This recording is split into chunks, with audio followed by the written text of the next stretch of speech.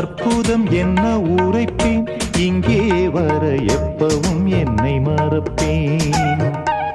கற்பனை கொட்டி குவிப்பேன், இங்கே அந்த கம்பனை வம்பு கிழிப்பேன்.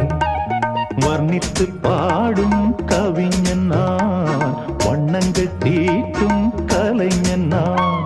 சிந்தனை தேரில் ஏறியே சுற்றிட ஏங்கும் இளைஞன் நான். கண்ணில் காணும்